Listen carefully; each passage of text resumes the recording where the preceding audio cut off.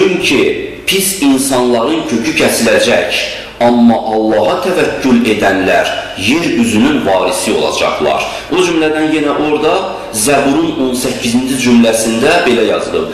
Allah salih insanların günlərini bilir və onların varislikləri əbədi olacaq. Hindlilərin əqidələr, hindlilərdə kitablar çoxdur, 100-ə yaxın dini kitabları var, onların cürbəcür məzhəbləri var. Onun hamısını təbii yer çatmaz, onun birini və ikisini yaxud qeyd edeyim. Hindlilərin bir məşhur kitabı var, Upanishad adında, müqəddəs kitablarındandır. Orada belə bir söz var.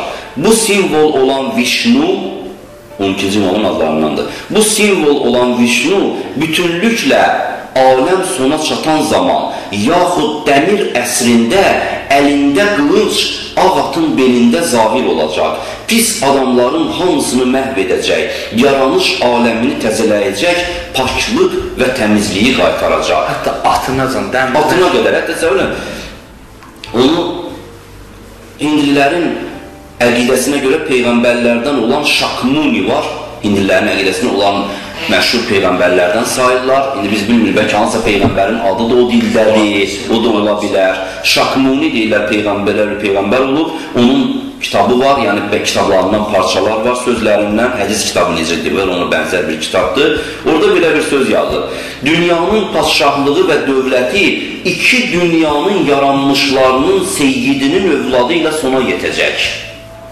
O həmin adamdır ki, dünyanın şərq və qərbinin dağlarında da hökumət edəcək, göstəriş verəcək, mələklər ona kömək edəcək, cinlər və insanlar onun xidmətində olacaq.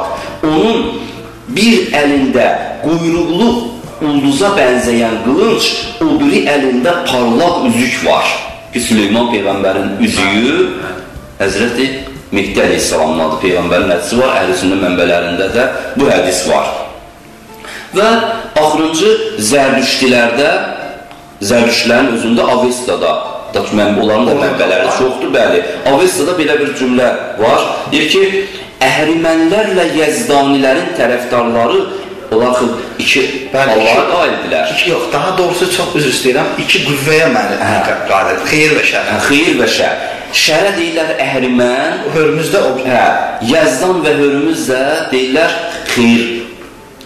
Əhrimənlərlə Yazdanilərin tərəfdarları yer üzündə daima bir-birləri ilə müharibədə və çəkişmədədirlər. Adətən qələbə əhrimənlərlədir, yəni şər qüvvələrlədir.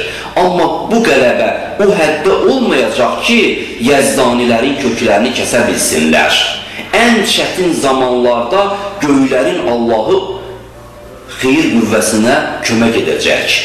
Onların müharibəsi 9000 il sürəcək. Sonra böyük qələbə Yəzdanilərin tərəfində olacaq. Əhrimənlərin tərəfdarlarının kökü kəsiləcək. Yer üzünün əhrimənlər qüvvəsində olan yer üzünün əhrimənlərin qüdrətində olmağına son qoyulacaq. Yəzdanilər qalib gəldikdən sonra dünya səadətə çatacaq. İnsanlar xoşbəxtlik taxtında oturacaqlar.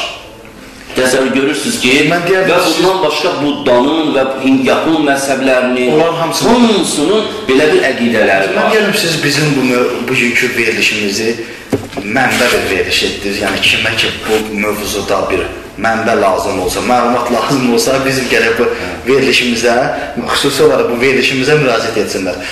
Bütün bu gətirdiyiniz dinlərdən olan bu mənbələr sanki hamısı gözləyir, gözləmə mövqeyindədir. Mən deyərdim, bizim də bu İslamda olan məhdəviyyət, mehdiçilik mövzusunda da bir intizar var, gözləmə var. Lakin belə bir bəzən suallar çıxır ortaya ki, kimdir gözləyən? Möminlərdir, müsəlmanlardır, insanlardır gözləyən, yoxsa imam özüdür gözləyən? Bu barədə bir qədər istəyək açıqlamaq. Onu əvvəz edeyim ki, gözləyən hər ikisidir. İnsanlar da gözləyir. Həm insanlar gözləyir, həm İmam Mehdi Əleyhisselam gözləyir. Və mənbələrdə İmam Mehdi Əleyhisselamdan belə bir səhih hədis var ki, İmam buyurur ki, Əzizun aləyyə ən əra və la tura. Mənə çox çətindir ki, mən sizi görürəm, siz məni görmürsünüz. Çox maraqlı bir hədisdir, bu bəhsi də əvvəl çoxdur. Yəni, imam özü bunun intizarını mənə çətindir, imama ağırdır bu dəqiqə. Çox çətindir, çox imam istəyir ki, o da bizi görsün. Biz də onu görək. O bizi görür, amma biz onu görə bilmirik. Hədislərdə gəlib ki, bizim intizarımızı çəkən Allah yolunda cihad edərək qanuna qərq olan mücahidə bənziyir. Görəsən, bu gözləməklə cihad meydanında qana qərq olmağın arasında hansı uyğunluq var? Bu nədir? Əli əleyhissalamdan və bir neçə imamdan belə bir hədis var. Buyururlar ki, ə'inunə bil-vər'i vəl-ictihad. Bizə kömək edin. Əhl-i bizdən kömək istəyir. Deyir ki, necə kömək istəyir, necə kömək edək? Buyurur ki, bizə kömək edin. Nə ilə? Təqvalı olmağınızla və yaxud təqvalı olmaq üçün çalışmağınızla. Biz bundan sizdən istədiyimiz budur. Başqa şey istəmirik sizdən. Rəsulullahın bir məşhur bir hədisi var. Buyurur ki, əfsəlül ə'malı ümməti intizarul fərəci minəllah. Mənim ümmətimin ən üstün əməli budur ki, Allah tərəfindən olan fərəcin intizarında olsunlar. Deməli, əməl, burada bir incəlik var. Bu ki, ən üstün əməl, deməli, sözlə oturmaq deyil.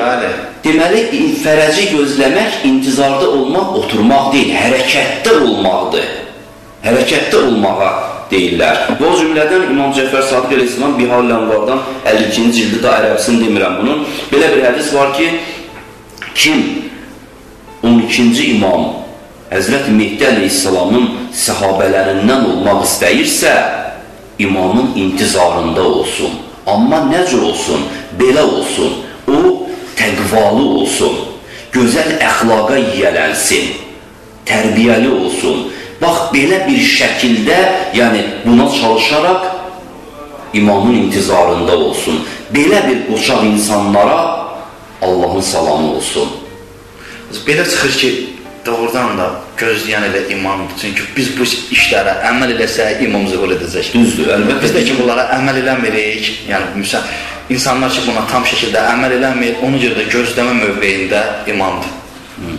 Onu deyim ki, çox böyük məsuliyyətimiz var. Belə bir intizar dövrünün qadınlarının boynuna düşən məsuliyyət bəhsi də var. Çünki qadınlar ayrıca bəli.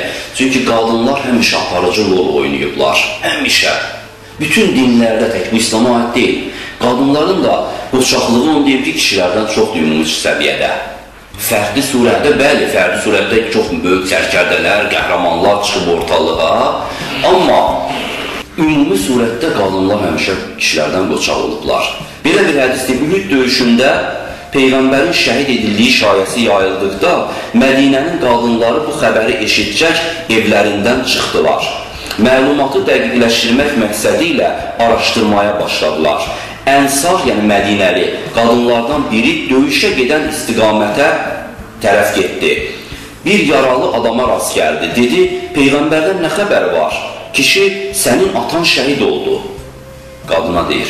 Qadın bir an duruxdu və yenə soruşdu. Peyğəmbərdən bəs nə xəbər var? Kişi, sənin qardaşın da şəhid oldu.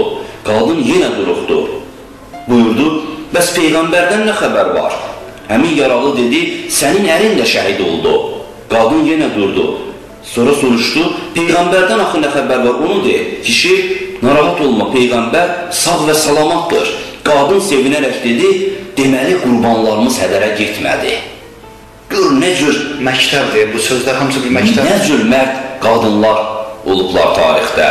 Yəni, bu bizim vəzifələrimiz, yəni çox böyük vəzifələrimiz var. Hər şeydən qabaq imamı tanımaq, intizarda olan imamı tanımaq, əllərində olan imkanlardan imam üçün xərcləmək, həqiqi tövbə eləmək, ictimai fəzanın sağlam olması üçün çalışmaq, cəmiyyətdə yaxşılıqları cəmiyyətə yaymaq, pislikləri cəmiyyətdən götürmək. Yəni, bu qadın bu vəzifələri deyəndə ilk növbədə gözümüzə Fironun dövründə oda atılan qadın gəlir. Məryəm xanım kimi insanın sanki bir siması. Yəni, qadın mövzusu elə bir mövzudur ki, yəni bu mövzuda dəqiq araşdırmaları məsələn təqdim edəsəm, biraz ki, bütün qulaq asan kişilər deyərlər, bu kaş biz qadın olaydıq. Yəni, bu qədər mənbələr İnşallah bu barədə bir mövzu. İnşallah qadınlar barədə lazımdır bir mövzu bəhs eləmək, çünki qadınlar bizim həmişə cəmiyyətin onu deyim ki, bizim qadınlar bizim üçün nədir? Əvvəla biz cəmiyyətin yarısı qadındır dünya əhalisinin. Düzdür? Yarısı qadındır, yarısı kişidir. Eyni zamanda yarı sözündə kişinin yarı qadındır. Yox, bundan da başqa cəmiyyətin yarısı qadındır, 50% çıxdı. Qaldı 50%. Bu 50% də qadından dünyaya gəlir. Anası qadındır. Taleyində qadın mühüm rol oynayır. Mühüm aparıcı rol oynayır. Ümumiyyətlə, hansı dinlərə biz baxsaq, aparıcı dinlər olmasın, digər dinlərdə, onların hamısında Allah Teala bir qadın, bir dənə qoyub, bir nəfər qoyub, yenə də simvolik qoyub. Məsələn, xristiyanlıq, Məryəm xanım, İslam dinindən danışanda, ölkəmizdən danışanda, bugün qadınlar hicab uğrunda mübarizə aparan qadınlar kişilərimizdən daha çox öndə hiss olunur. Onun demək ki, bu şeylər ki, burada, bu sözlər ki, burada danışdıq, bəhs elədik, bu çox böyük bir bəhs idi ki, biz bunu xulası elədik, hələ bu da yenə çox alındı və onu deyim ki, buna qulaq asanlar gərək bir dəfə yox, bir neçə dəfə qulaq assınlar. Belə eləyə bilərlər və yaxud da yaxşı olar ki, siz bu sözləri də ayrı şəkildə olduğu kimi hamısını yazasınız. Bu iki yol ola bilər, hər şeyini eləyə bilərsiniz. İnşallah biz çalışarıq. Çünki yazma, ya da özləri qulaq assınlar, yazsınlar bir-bir. Çünki yazandan sonra burada həqiqətən bir dənə qulaq asmaqlığına kifayətlənən mövzu deyil. Deyərdim ki, bu mövzu sanki bir mənbə rolunu oynadı. Bundan başqa bir yağları mənbələr çox vaxt apardı deməyim. Sizin bir dənə cümlə deyim, o mənbələri deyim, o sonra mənbələri bir-bir hədislərdən çıxarsınız. Deməli, biz buradakı bugün biz İmam Zaman əleyhissalamın, Həzrət Mehdi əleyhissalamın barəsində qısa bir bəhs elədik və əlimizə gələn mənbə bu oldu ki, əsas sənəd, yəni başa düşdüyümüz burada mövzu bundan ibarət oldu ki, Qur'an-ı Kərimdə çoxlu sayda ayələr var İmam Mehdi əleyhissalamın zühuru barəsində, çoxlu hədislər var və bu hədislərin özü də özəlliyi bundan ibarətdir ki, bütün müsəlman məzhəbləri bunu qəbul edir və biraz da bundan yuxarı gedirik və görürük ki, bütün dünyada haqq, batil, nə qədər dini, dünyavi əqidələr varsa, hamısı İmam Mehdi əleyhissalamın zühurunun intizarındadır. Və biz də İmam Mehdi əleyhissalamın zühurunun intizarındayıq və çalışaq ki, həqiqi intizarda olanlardan olaq. Yəni, həqiqi intizar budur ki, biz çalışaq elmimizi çoxaldaq, əxlaqımızı düzəldək. Bax, bu nöqteyi nəzərlə, istiqamətlərlə düzgündür. Buyurun, mən əziz dinləyicilərimizə bir daha üzümü tutum ki, demək olar ki, hazırda daha çox sizə bu istiqamətdən düzgün getməyindən ötürü mənbələri sadalayacaq ki, inşallah bir daha onu üst tutasınız və bu barədə məlumatınız daha da artıq olsun. Buyurun, əziz. Bu yaxşı ki, bu 12 oxşarlıq nəql elədik. Onu, həmin kitabları mən deyim sizə. Bu hədislərin mənbələri da baxmaq istəyənlər, bir, Müsnəd-i Əhməd ibn Həmbəl kitabı, ikinci Müsnəd-i Bəzar, üçüncü kitab Sünən-i Tirmizi, dördüncü Təbəraninin Əl-Mu'camul Kəbir, beşinci Xətib Bağdadinin Tarixi Bağdad, altıncı Əl-Havil-i Fətava əsəridir, yeddinci Qeybət-i Tusi əsəridir, səkkizinci İbn Əsrin Əl-Cami'ul Usul əsəri, 9-cu Sünən-i Əbu Davud, 10-cu Suyuti Əd-Durul Mənsur təfsirində, 11-ci Hakim Hafiz Nisaburi Müstədrək-ü Səhihin əsərində, Tarix Buxari kitabında və sair kitablarda bu barədə məlumatlar var, həmin sənədlərə müraciət edə bilərlər. Çox sağ olun, Həzrət, təşəkkür edirik. Bir daha fürsətdən istifadə edib bütün dünya müsəlmanlarını, həmçinin hazırda sizi ki, təşrif buyurdunuz, əziyyət çəkdiniz, bayramınızı bir daha təbrik edirik.